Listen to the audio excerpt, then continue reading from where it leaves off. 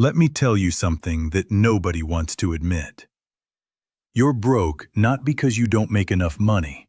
You're broke because of 7 specific habits that are quietly destroying your financial future every single day.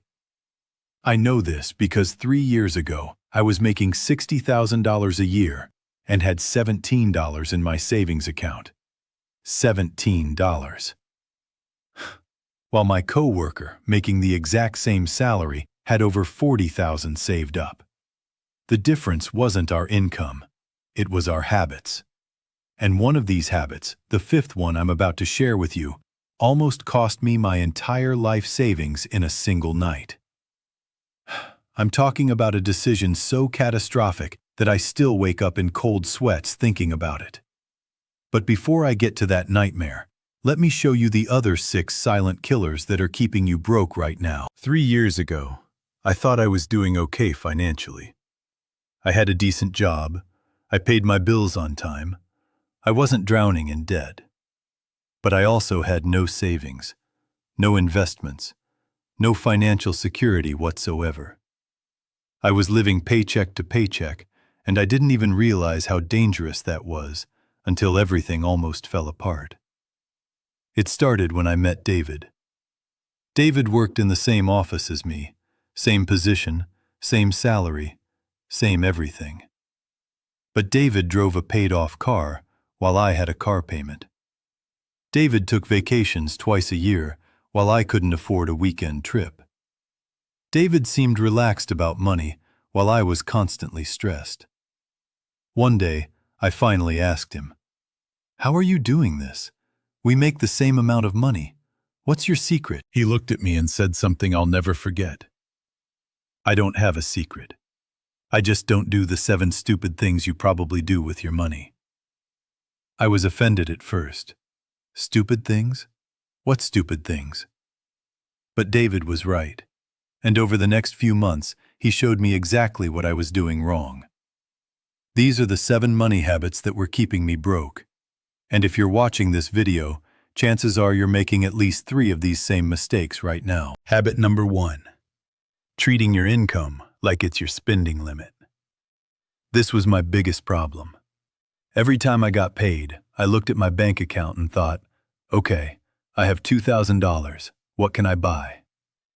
I saw my income as permission to spend. But here's what I learned. Your income is not your spending limit.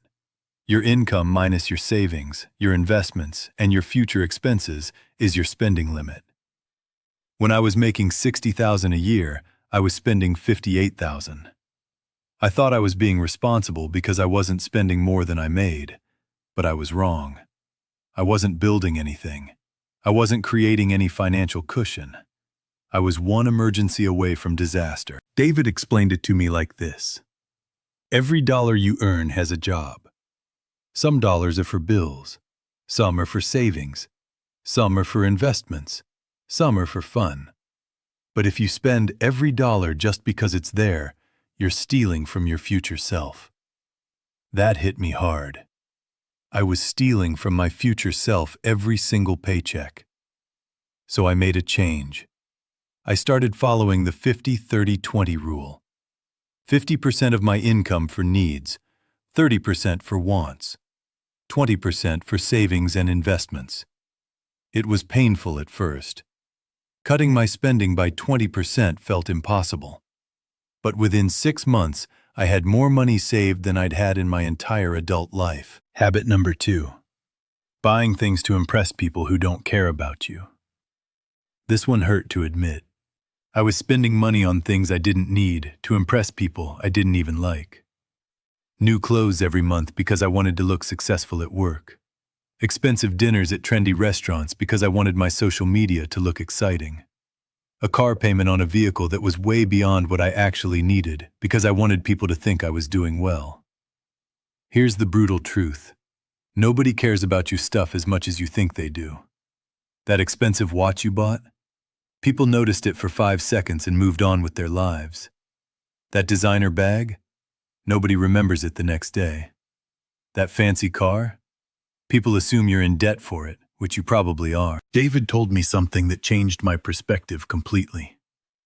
He said, "Rich people buy things that make them money. Poor people buy things that make them look rich." I was trying to look rich, which was keeping me poor. So I stopped. I stopped buying things to impress others. I stopped caring what people thought about my clothes, my car, my lifestyle. And you know what happened? I started actually building wealth. And ironically, once I stopped trying to look successful, I started becoming actually successful. Habit number 3. Ignoring small expenses. $5 here, $10 there. Who cares, right? Wrong. This habit was bleeding me dry, and I didn't even see it. Coffee every morning from the expensive cafe. Lunch out every single day. Subscriptions I forgot I was paying for.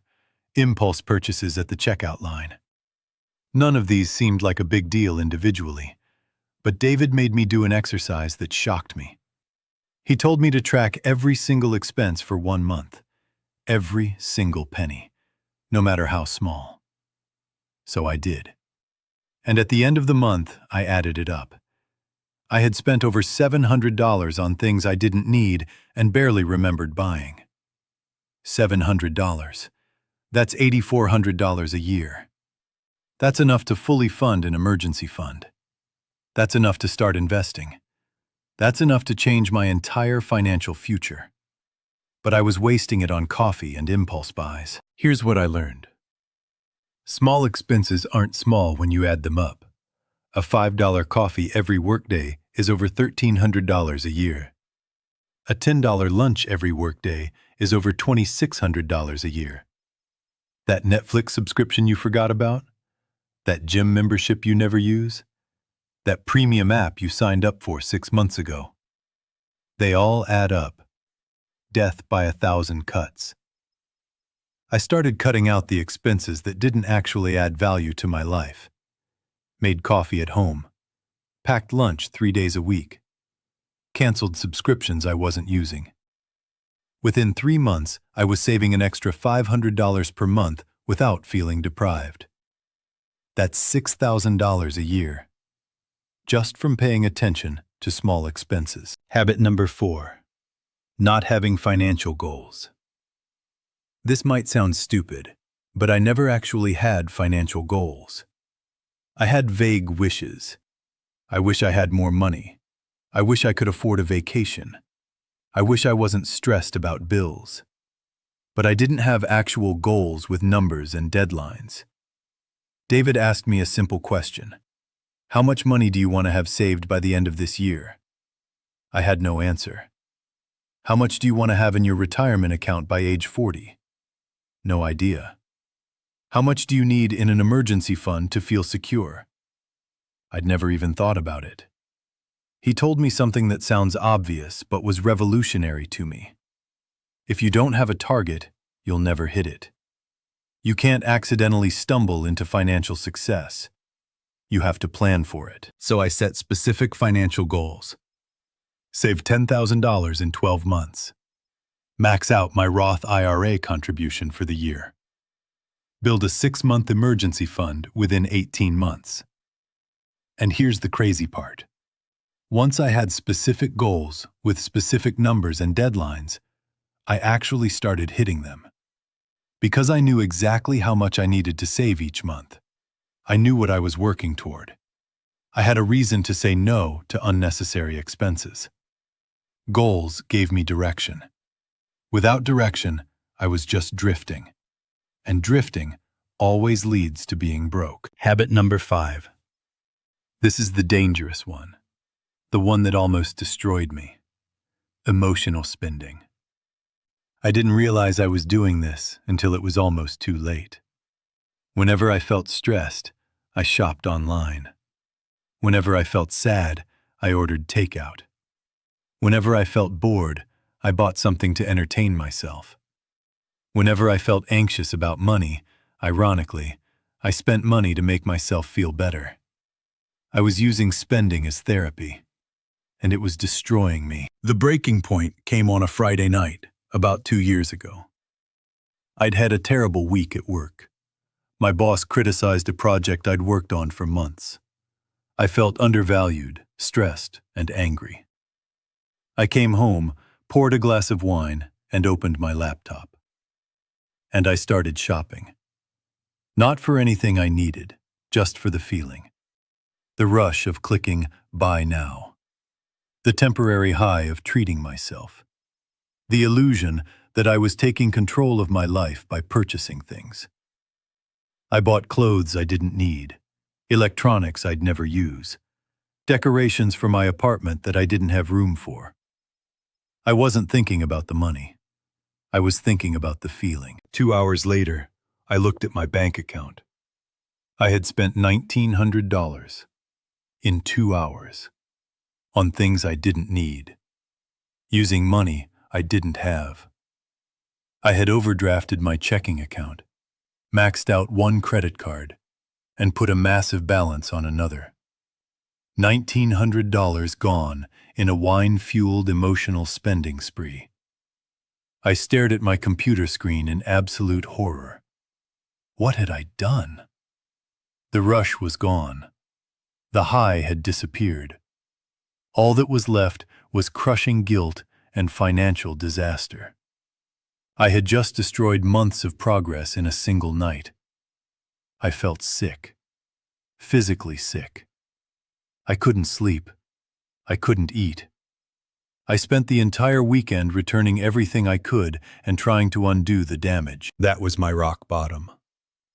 That was the moment I realized I had a serious problem with emotional spending. And if I didn't fix it, I would never build wealth. I would always be broke because my emotions controlled my wallet. So I made changes. Real changes. I deleted all my payment information from shopping websites. I unsubscribed from every promotional email.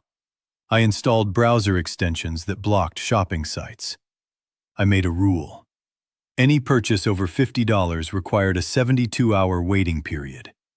If I still wanted it after 3 days, and I could afford it without touching my savings, I could buy it. This simple rule saved me thousands of dollars. Because 90% of the time, after 72 hours, I didn't even want the thing anymore. It was just an emotional impulse. Emotional spending is a habit that will keep you broke forever. Because no amount of income can outpace emotional spending. You'll always find ways to spend whatever you make. Habit number 6. Not investing because you think you don't have enough money. This was me for years. I thought investing was for rich people. People with thousands of dollars sitting around. I thought I needed to save up a huge amount before I could start investing. So I never started. And every year I waited, I lost thousands of dollars in potential growth. David explained compound interest to me. How money grows exponentially over time. How starting early, even with small amounts, is more powerful than starting late with large amounts. He showed me that if I invested just $100 per month starting at age 25, by age 65, assuming average market returns, I'd have over $350,000. But if I waited until 35 to start, I'd have less than half that amount. Same monthly contribution. 10 years difference. Hundreds of thousands of dollars in difference. That blew my mind. I wasn't too broke to invest. I was too ignorant to invest. So I started. Small. $50 per paycheck into a retirement account. It didn't feel like much, but it was something. And something is infinitely better than nothing. After 6 months, I increased it to $100 per paycheck, then $150. Now I'm maxing out my retirement contributions and investing in index funds. And watching my money grow has been one of the most empowering feelings of my life. The habit of not investing because you think you're too broke is exactly what keeps you broke. Wealthy people invest their money. Poor people spend their money. It's that simple. Habit number 7. Not learning about money. This was the root cause of all my other bad habits. I was financially illiterate. I didn't understand how money worked. I didn't understand interest rates, compound growth, tax advantages, investing strategies, budgeting systems, nothing. And because I didn't understand these things, I made terrible decisions. I took out loans with horrible interest rates because I didn't understand APR. I missed out on employer retirement matching because I didn't understand how it worked. I paid unnecessary taxes because I didn't understand deductions. I kept money in a savings account earning 0.01% interest while inflation eroded its value because I didn't understand investing. My ignorance was costing me thousands of dollars every single year. David told me something that changed everything. He said, "If you're not learning about money, you're choosing to stay broke." Financial education isn't optional. It's essential. So I started learning. I read books, Rich Dad, Poor Dad, The Simple Path to Wealth, I Will Teach You to Be Rich. I listened to podcasts. I watched YouTube videos from credible financial experts. I took free courses on investing and personal finance. And everything changed. The more I learned, the better decisions I made. The better decisions I made, the more wealth I built. Knowledge is the difference between being broke and being wealthy. Here's what I want you to understand. These 7 habits, treating your income as your spending limit, buying things to impress others, ignoring small expenses, not having financial goals, emotional spending, not investing, and not learning about money. These habits are keeping you broke. Not your income, not your circumstances, your habits. I know this because I had all 7 of these habits while making a decent salary, and I was broke. Now I've eliminated these habits, and I'm building real wealth. If you recognize yourself in any of these habits, you need to make a change today. Not tomorrow, not next month, today.